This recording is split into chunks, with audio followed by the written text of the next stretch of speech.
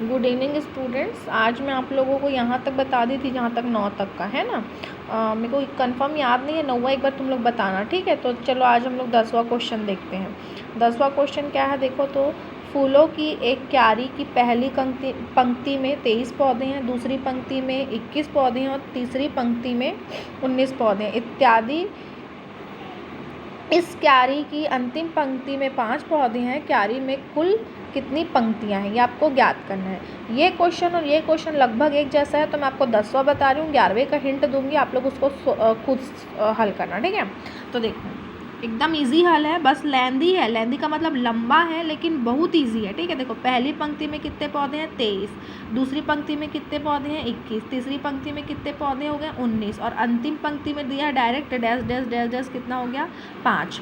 तो अब यहाँ पर देखो 23, 21, 19, इसमें दो का गैप है, तो ये कौन सी श्रेणी हो गई, समांतर श्रेणी। तो समांतर श्रेणी को लिखे 23, 21, 19 और लास्ट पद क्या था, अंतिम पौधा कितना था 5, तो ये लिख लिए।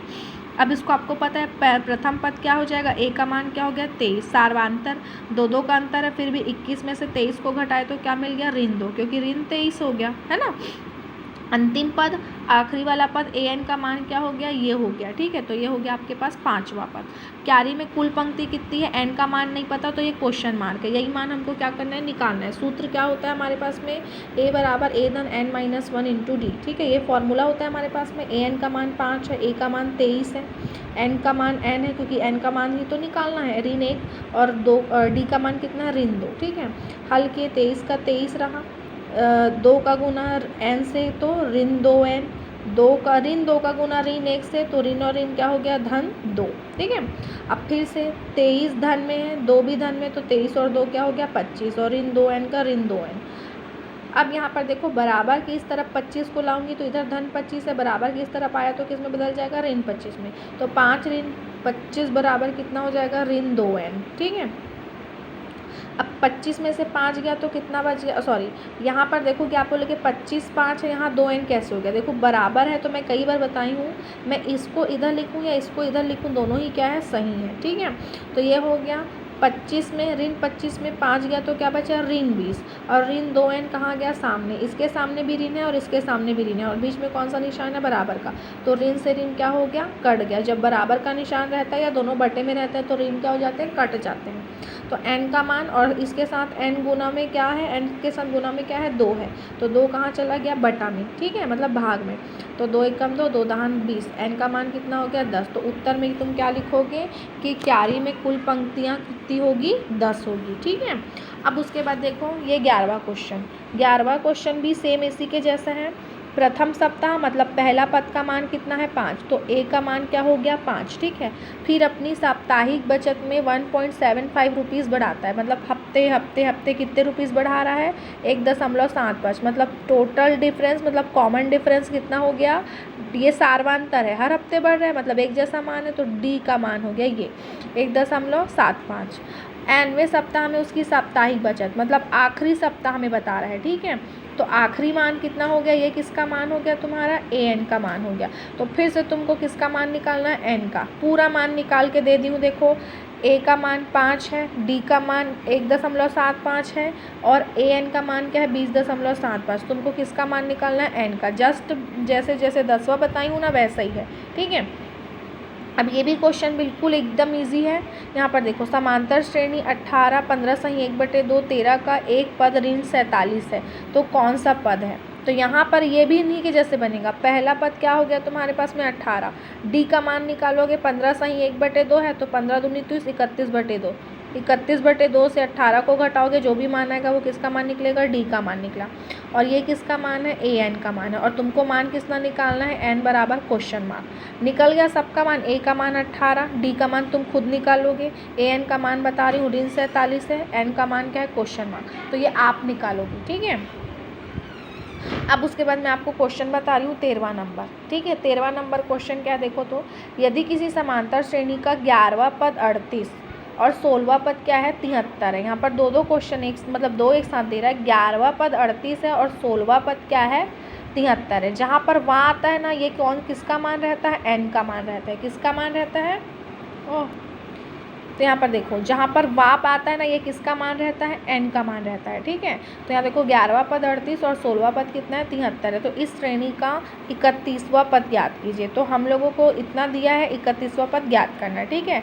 थोड़ा ये भी लेंदी है लेकिन बहुत ईजी है, ठीक है। चलो हल करते हैं इसको। सबसे पहले देख लो 11वें पद के लिए, तो माना कि प्रथम पद a है, सार्वंतर d है, क्योंकि a और d का मान हमको दिया नहीं है, मतलब प्रथम पद और इनके बीच का अंतर दिया नहीं है, इसलिए n का मान आपको पता है 11वां, मतलब n का मान 11 है, और पद का मान बोला है तो मान में मतलब 38, तो a n का मान क्या हो गया 38। सूत्र क्या होता है, a + n - 1 × d, a बराबर a n, मान रख दिए, n का मान 11, a n का मान 38, 11 में से 1 गया तो 10, 10d हो गया, a धन 10d बराबर 38, ये समीकरण 1 हो गया।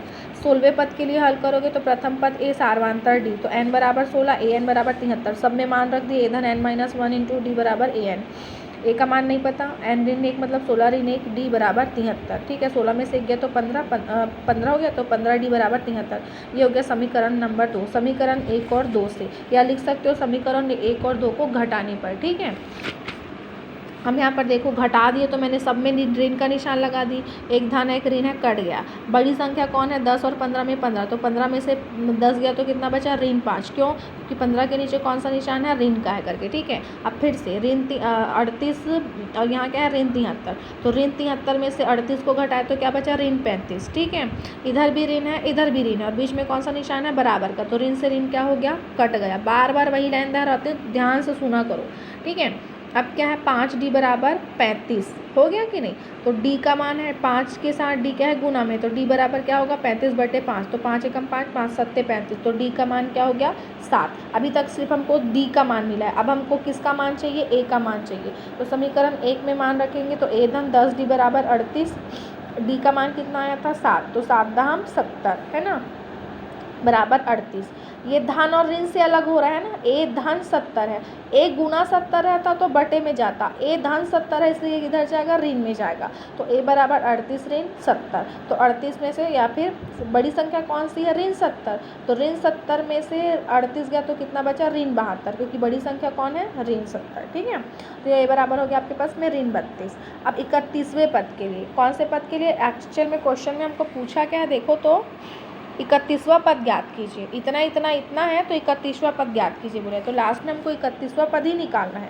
तो n का मान हो गया 31, a का मान हो गया ऋण 32, d का मान हो गया 7, a n का मान का हमको क्या करना है, ज्ञात करना है, ठीक है। मान रख देते हैं सबका, a का मान ऋण 32, n का मान 31, d का मान 7, हल करते हैं। ऋण 32 का ऋण 32, 31 में से 1 गया तो 30, और ये गुना 7, 7 तिया 21 मतलब 210, 210 में से 32 को घटाए तो कितना बचा, 178, मतलब श्रेणी का 31वां पद क्या होगा, 178 होगा, ठीक है। अब उसके बाद नेक्स्ट क्वेश्चन देखो, 14 का मैं आधा बता रही हूँ, उसको आप लोग बनाओगे, और 15 को इसी के जैसे आप लोग बनाओगे, ठीक है। और ये जो 17 है ना, ये एक एग्जाम्पल जैसे बनेगा, तो इसको मैं आपको बताऊंगी, आप लोग बनाना।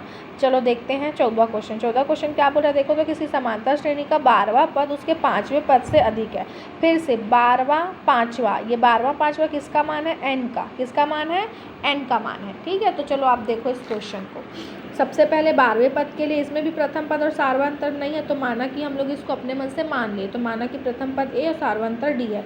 तो 12वें पद के लिए हल करना है, तो 12वें पद के लिए n का मान क्या होगा, 12, तो a धन n - 1 × d वाला फॉर्मूला लगाए, 11 ने a n, ये हो गया समीकरण नंबर 1।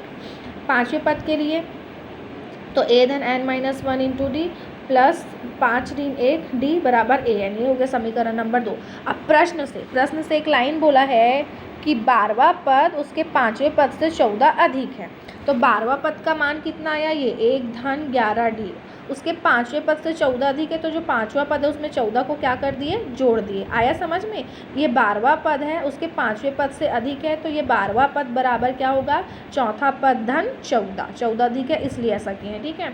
तो a धन 11d बराबर a धन 4d धन 14। अब तुम लोगों को समीकरण हल करना सिखाए हैं, a वाले पद को एक तरफ, dd वाले पद को एक तरफ, और 14 को लिख के तुम लोगों के समीकरण को क्या करना है, हल करना है, ठीक है। अब ये तुम्हारी जिम्मेदारी, इसको तुम कैसे हल करोगे।